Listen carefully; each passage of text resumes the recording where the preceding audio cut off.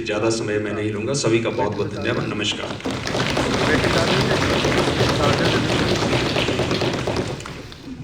बहुत बहुत धन्यवाद आदरणीय शर्मा साहब। 3 फलसफे गति, प्रगति और उन्नति एक साथ चलेंगे और उसके लिए काम करना होगा। सोचिए, लोकतंत्र और उसके साथ एआई चलेंगे तो भारत कैसा होगा, ये विजन कैसा होगा, इस पर भी बात होगी। जैसा आशुतोष जी ने बताया, मैं आग्रह करूंगा आदरणीय झड़पिया जी से कि आप पधारें और इस बात को आगे बढ़ाएं कि भारत कैसा होगा जब एआई साथ चलेगा।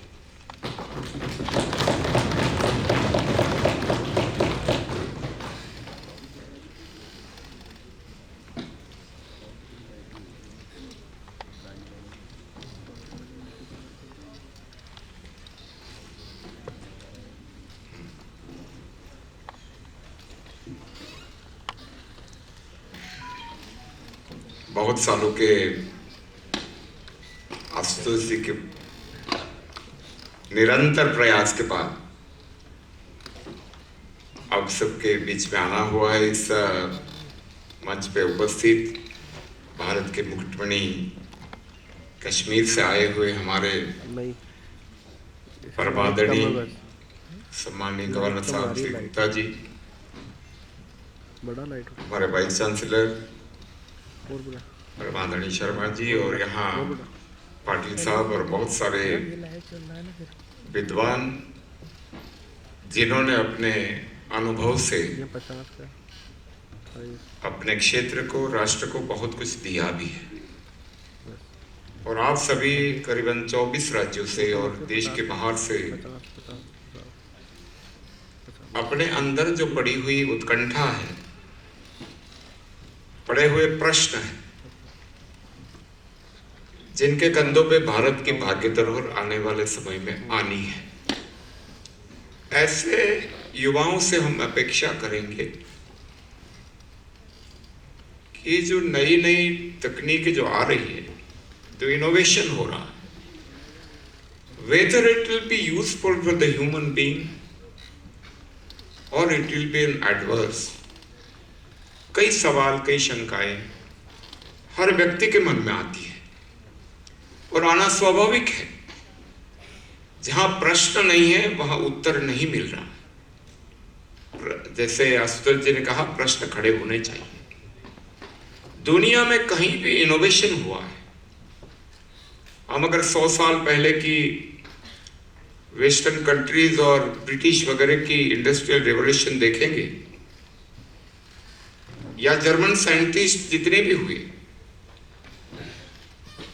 कि फल का नीचे गिरना क्यों, ये सवाल तो खड़ा हुआ ना। लॉ ऑफ ग्रेविटी तो बाद में बना, लेकिन सवाल तो खड़ा हुआ ना, ऊपर जाने की भी जगह है, चारों दिशाएं, कोई बाधा नहीं है, क्यों नहीं जाता है।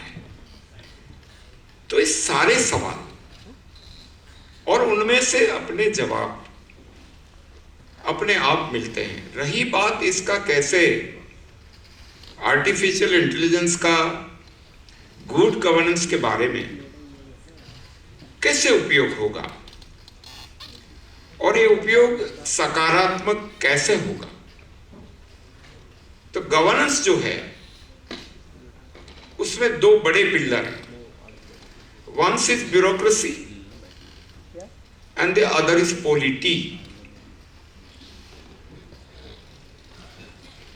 We are the largest democracy in this world, and we have our written constitution. And gathering from all across the globe, the best we have accepted. And more. See, why do we need a governance? Why do we need a state of governance? In a democratic country, the basic requirement of this governance is लोगों की जो अपेक्षाएं हैं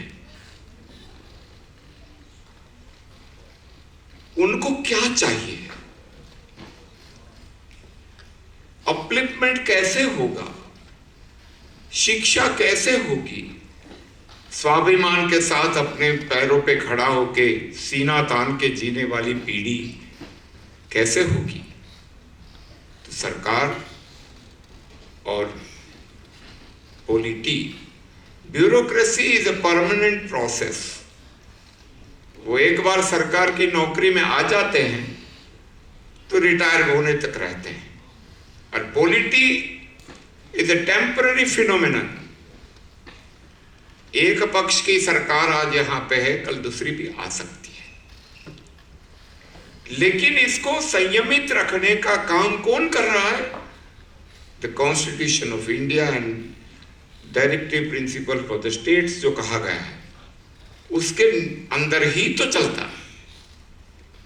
good governance का मतलब मैं आपसे पूछना चाहता हूं, क्योंकि वो बाद में हम पूछेंगे कि what do you mean about the good governance,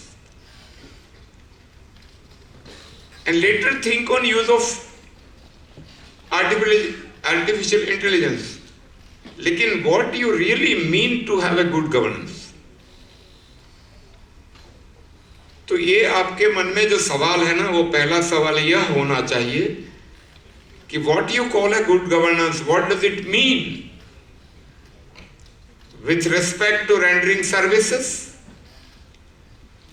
with respect to safeguard the nation, with respect to eliminate the part of corruption prevailing in the phenomenon, with respect to the span of hierarchy, the difference of decision making, various levels. What do you really mean to have a good governance? Then you will be able to understand the real use of artificial intelligence in a good governance, in the betterment of the society. ये आप तब समझोगे। इसलिए हमारी समस्या क्या है? Mainly हमारी समस्या यही है कि हमारे देश के बारे में जब हम सोचते हैं, क्या सोचते हैं? रियली मैंने बहुत युवाओं से बात की है, बाहर का बहुत अच्छा लगता है, सबको लगता है, होना चाहिए, लेकिन 100 करोड़ वाले देश है कितने बताइए? How many countries are more than 100 crores population? How much? 2, India and China. Shall we call it हाथी देश? और 50 करोड़ वाले बकरी देश, और 50 लाख करोड़ वाला चूहा देश।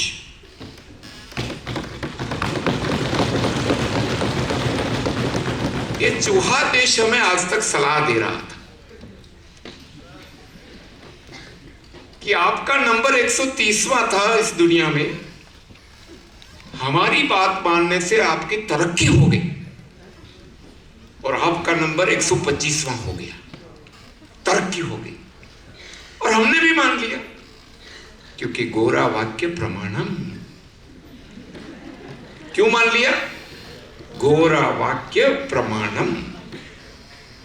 हमने हमारे बारे में नहीं सोचा, पहले तो गवर्नेंस के बारे में हम सोचे, we are the youth of elephant country, हम हाथी देश की संतान है।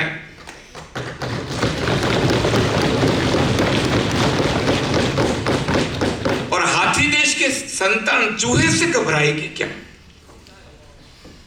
That spirit must be inherent in my Indian youth. That is the prerequisite to understand the good governance and be a good citizen. रही बात, बहुत सारी चीजें हैं we can do, लेकिन क्या हमारे मन में वो जज्बात है? मैं तो कई बच्चों को मिलता हूं, कोई पोस्ट ग्रेजुएशन कर रहा है, कोई फार्मेसी का कर रहा है, पैरामेडिकल के बहुत सारे बच्चे, इंजीनियरिंग कर रहा है। मैंने कहा क्या सोच रहे हो बेटा? पढ़ के क्या करोगे? क्या ख्याल है मन में?